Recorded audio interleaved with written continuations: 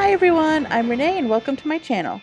Today I'm going to show you how to make this adorable Frankenstein Giant Cupcake. He's perfect for Halloween and you won't believe how easy he is to make. This video is also part of a special collaboration with the icing artist. I've teamed up with Lori to bring you our Frankenstein videos. I'm so excited to be working with her. Stay tuned to the end of my video for a link to her Frankenstein trick-or-treat bag, and I'll also have it linked in the description box. Now let's get started with this Frankenstein cupcake. I went ahead and pre-baked my cakes using the Wilton Giant Cupcake pan. I used my vanilla cake batter that I dyed green. I'll have a link to that recipe down in the description box. I also went ahead and split this bottom cake because otherwise it would be a little bit too tall for just a slice of cake. I leveled the top of it, and with the other cake I just leveled off the bottom and squared off the top. Both of these cakes are sitting on cake circles that are trimmed slightly smaller than the bottom of the cake. I've also prepared a batch of my Swiss meringue buttercream that I tinted orange. I'll have a link to that recipe as well as video on coloring Swiss meringue buttercream linked in the description box below. I'm going to go ahead and fill the bottom cake, then I'll crumb coat it and pop it in the refrigerator to chill. The top cake just needs a quick crumb coat and then we'll chill that as well. Once the cakes are chilled, give them a final coat of buttercream and then smooth them. Then chill the cakes to let the buttercream firm up.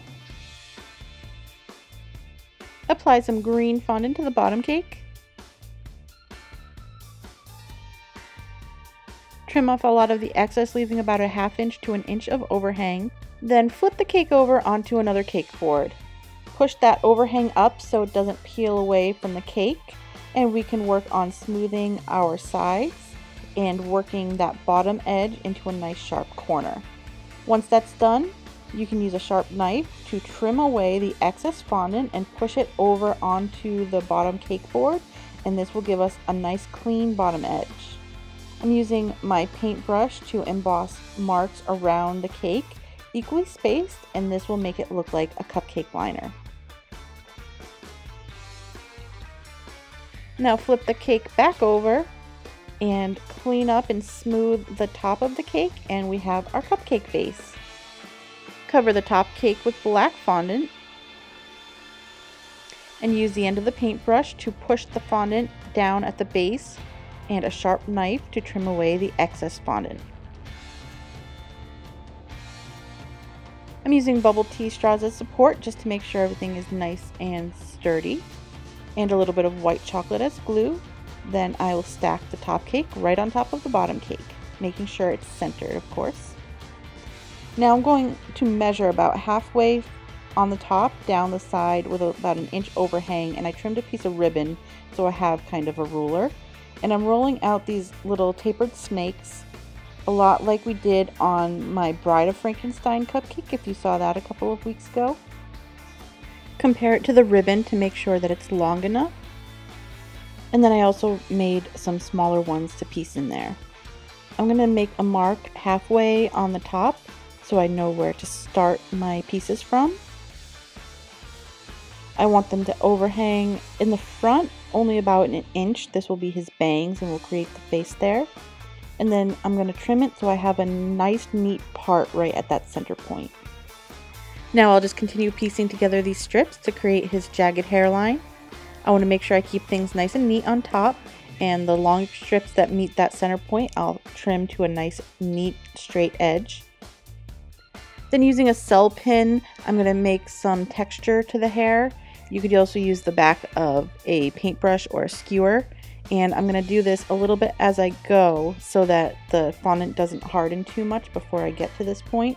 So every few strips I will go in and add some texture. Now I'll just work my way around the cake, adding more of these hair strips. And I'll keep the strips a little bit shorter in the front. Then when I get to the sides and the back, I'll let them come down a little bit longer, just to kind of differentiate the bangs from the rest of the hairline.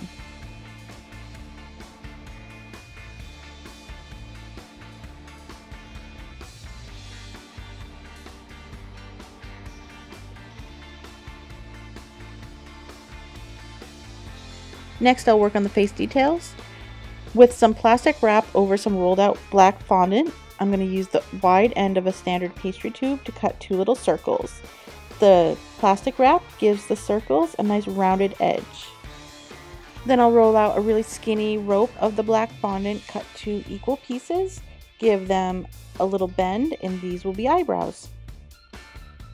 With more of that skinny rope, I'll make a longer strip and then some smaller strips, and these are going to be stitches.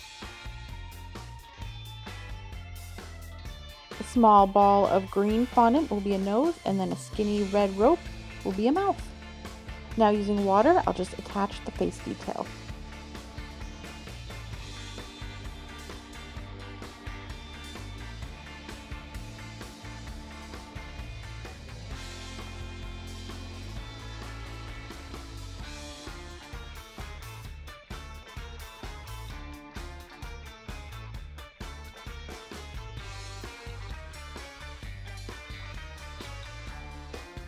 The last little touch for the eyes is to add reflection marks with white fondant.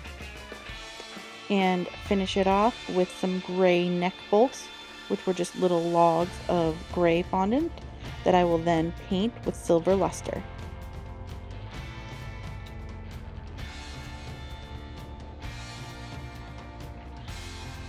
A little bit of blush added with some light pink petal dust will make this Frankenstein cupcake super cute. I hope you liked this video. If you did, give it a thumbs up.